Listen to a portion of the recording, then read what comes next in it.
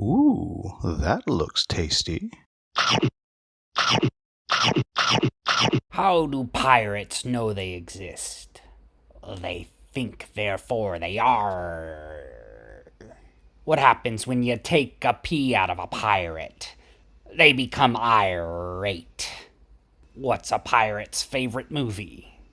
Anything that's rated R. Folks, Did the Hunger Gamer is back with another game review, and today we're talking about Shiver Me Timbers. And what this is a mostly pick up and deliver style game that is very reminiscent of the old PC game Sid Meyers Pirates. And much as you're doing in that, you're kind of sailing around and doing piratey stuff, trying to be the best pirate along the way. You might develop relationships with people, go on treasure hunts, and all those kinds of things. Now, if you are not interested in how this game is played and just want to jump ahead to my final thoughts, then you want to go to the timestamp on the screen right now. For those of us still here, let's go over how this game's going to work.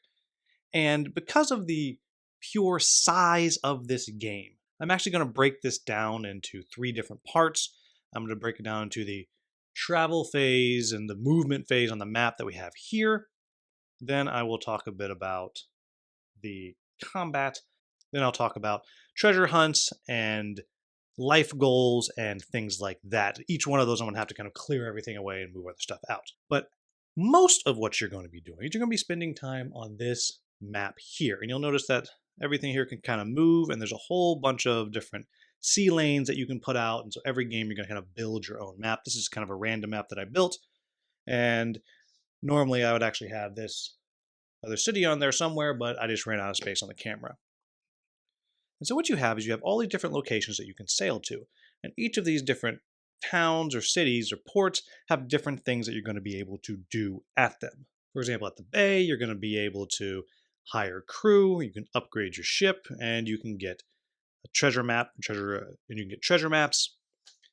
At La Juanita, you can sell stuff and buy stuff. You can see the different goods there, upgrade your ship, get treasure maps. Isla Oscura, you can get spells, upgrade your ship, get treasure maps. St. David, you can buy stuff, upgrade your ship, and get treasure maps. Port Royal, you're able to get missions, buy some goods, upgrade your ship, and get treasure maps. And Sao Tome, again, you can buy and sell things, upgrade your ship, and get treasure maps. So each of those different places has something different that you're going to be able to do, and you can actually put those little standees bits that I have there, you actually put them up on the board so everybody can see. But again, you couldn't see that as it is. And each time on your turn, you're going to have 3 actions. And you're able to do any of the following things as many times as you want.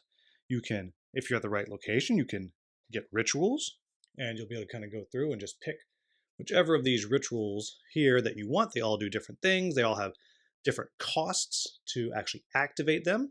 You can hire crew, which again, you're going to be able to go through and pick whatever crewmen you want, and you can take them and hold on to them, but then to actually activate them, you're going to have to pay whatever the cost is right here to actually use them, and it'll tell you what they're going to do down at the bottom.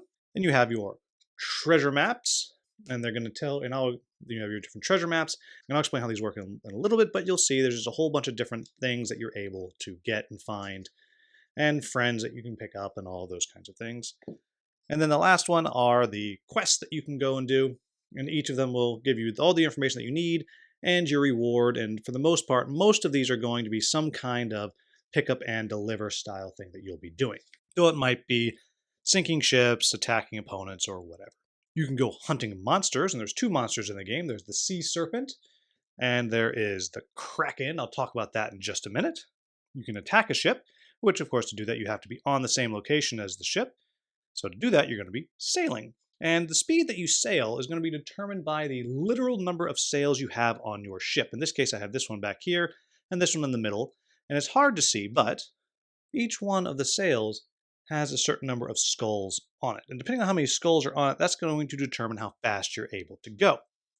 In the same vein, each of your ships is going to have cannons on the side. And you'll see that there are 2 on this side right now, 2 on that side, and then 1 right here at the front. And so that would mean that I have an attack strength of 5 right now.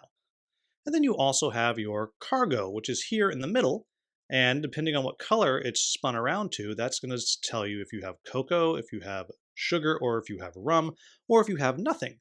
And what you can see here is this ship, as you're upgrading it, you literally are going to take it apart and rebuild it to determine how much cargo you can carry and so on and so on. So you can see here, we'll just pull some of those off. And now my ship has less cargo, like so. But as I said, you can go sailing. And depending on what the speed of your ship is, that's going to determine how many spaces that you can move. However, you can stop at one of these locations with the ship, and then you can personally flip it over and take a look and see what is on it. Now, if it's something like this where it's red, that means it is a pirate hunter, and I have no choice but to fight it. There are others, like this one here, which is a merchant ship, and I could choose to either just flip it back down or leave it up. But what it's telling me here is it's telling me what the reward is. In this case, I would get some sugar. In this case here, I would find one of my long lost relatives. It's telling me what their speed is, what their strength is, and what their cargo capacity is on there. Now, assuming I wasn't immediately attacked, I also have the opportunity to do a gunfight, which means I can just shoot at them and slowly weaken them up, or I can enter into a fight, in which case we'd flip it over. Again, this one would have already attacked me, and then we would go into the portion of the game where I have boarded them when we're doing a sword fight, and I will talk about that in just a bit. The same thing is going to happen when you are dealing with fortresses. Fortresses, again, will have their own strength that you're trying to defeat, and they'll also have their own special rules for that particular fight. And it's going to operate in pretty much the same way that a ship fight does. Again, I will show you that in just a bit. Now, the other things that you see out here are each turn, you're going to flip over one of these cards. And the number that's on here is the bonus to your movement. So even though I only have 4 skulls on my sails, because of this, I'd be able to move 6. Or perhaps I'd just be able to move my 4. Or perhaps with one like this, at -1, I'd only be able to move 3. Each round, though, you're going to flip one over, and that is going to give you some kind of event that you're going to have to deal with. It may be beneficial, it may hurt you, but it will affect all the players around the table. I will also note that this is one of the in-game triggers. If this entire deck runs out, then the game will end. Now, I also mentioned that you can go fighting sea monsters. Now, to fight a sea monster, you will have had to obtain a certain card that will allow you to do it. One of the monsters is summoned by a specific crew member that you can hire. The other is summoned by a specific ritual that you can use as well. What's going to happen is you're going to take the sea monster and put them out onto the board over one of the locations that are out there. And there are some rules with how that's supposed to be done. And then when your ship sails into that spot, you will then take your token and place it right here on the first spot. And then every time you're taking one of your 3 actions, you're going to be able to flip over one of these cards. And you flip it over and it's going to give you options. You get to choose. I could simply move forward 1 spot, or I could roll a red die, which in this case would damage my cannons, but that would let me move forward 2 spaces, or I could roll the red die twice, which would let me move forward 3 spaces, but I would be rolling this die multiple times and possibly damaging my ship. And you'll see there are a bunch of different types of things that can happen as you go through. You might be spending resources, you might be rolling dice, you might be doing any of a wide variety of things, like so. And you can simply stay there with that progress and keep moving around until you reach the end. If you reach the end, you're going to be able to go through all of the Kraken reward tokens and pick the one that you want. And there's all kinds of things. It might be gold, it might be an upgrade to your ship, it might be a treasure in gold, etc., etc. And the Sea Serpent is going to work exactly the same way. Now, that's pretty much what's going to be happening on this part of the board. However, I said there's a lot more going on, so let's talk about life goals really quickly. So at the beginning of the game, depending on the number of players, you'll be putting out these different life goals onto the board.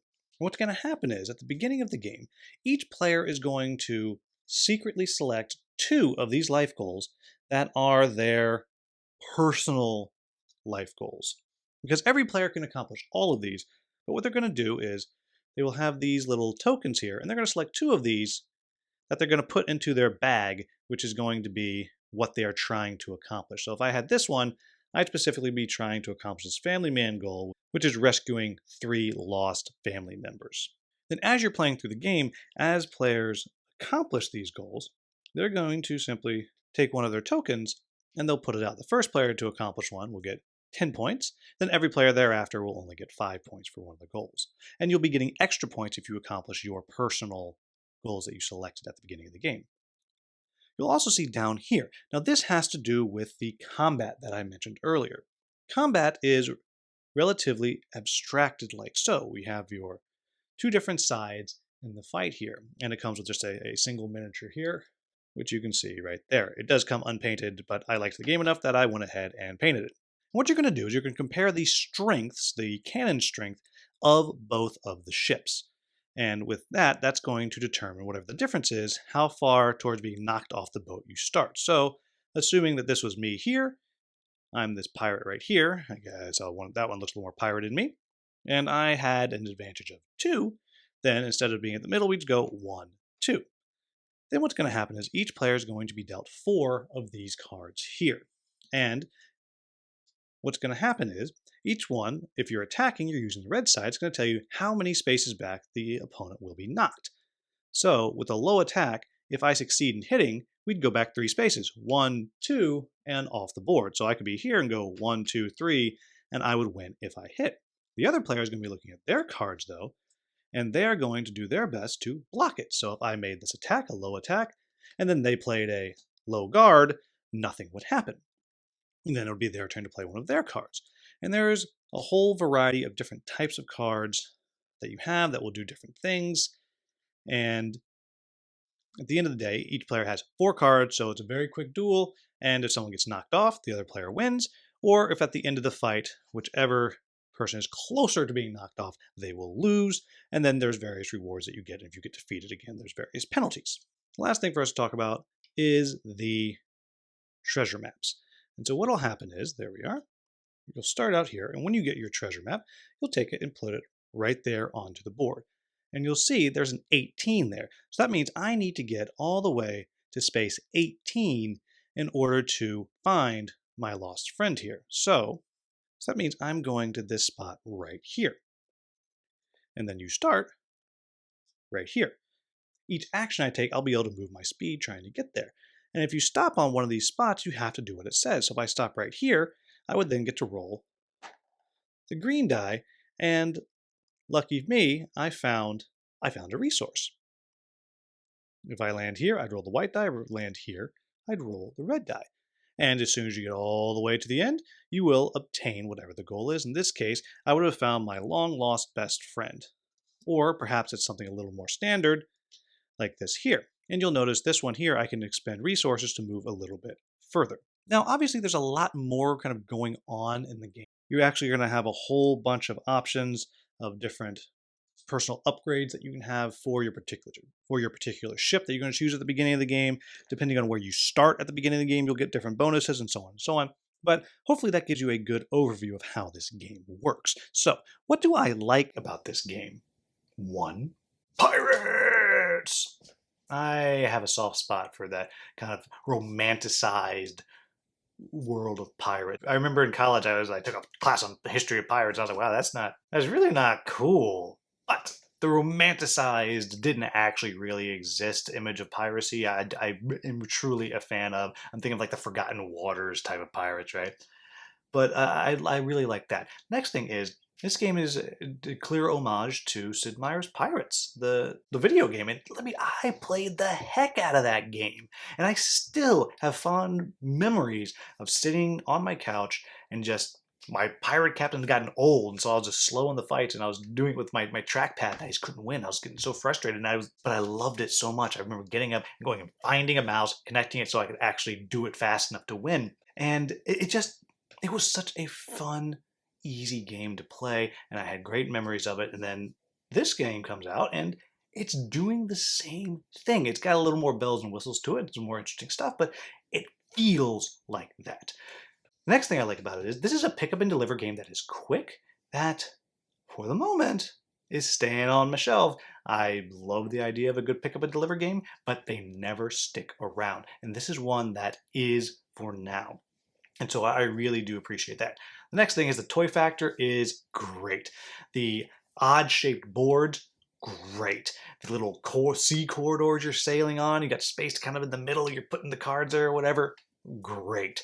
The boats, crazy pants, great. I mean, it is total, I won't lie. When I had the chance to cover this, I said yes based on pirates and then looking at these boats. The way you can take them apart and make them bigger is completely unnecessary, but fantastic.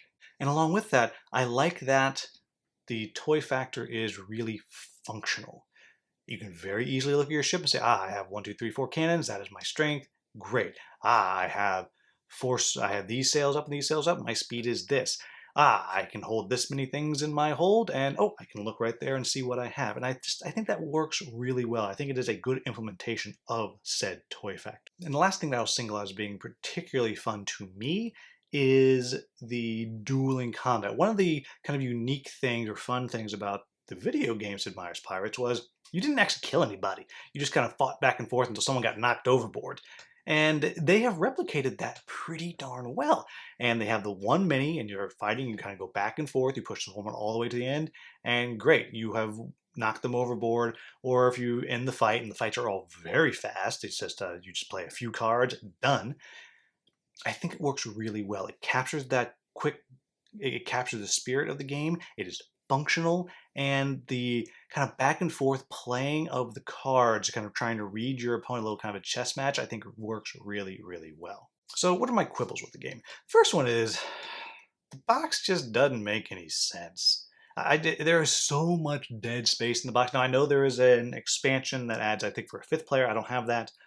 And I think there's maybe some more deluxe stuff that I don't have. I'm not sure, but there's a ton of dead space in that box. I do not know how that box is supposed to actually store everything. It does. There's so much space in there. But so that's the first thing. The second thing is it can be a mean game. When I was playing it with Canadian Kev when he was out visiting, we played twice or 3 times, 2 or 3 times in a row. And I know one of the times we just went our separate ways and just left each other alone. And another time we went after each other a little bit. And when you go after somebody, you're going to take some of their stuff. And that might not be your jam. And you can just get whooped and lose your stuff that you've been trying to collect. And people can take it from you, which is piratey, but really might bother you because the core of the game is this pick up and deliver.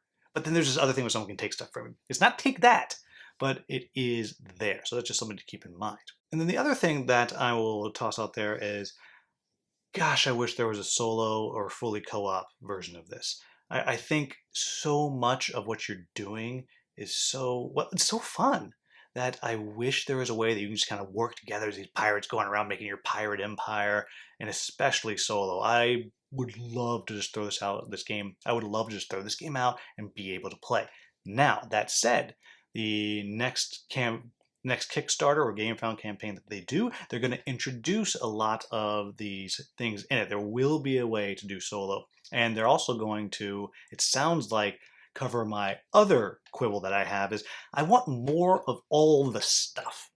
I want more types of cards for the duel. I want more monsters. I want more treasure maps. I want more of the crew.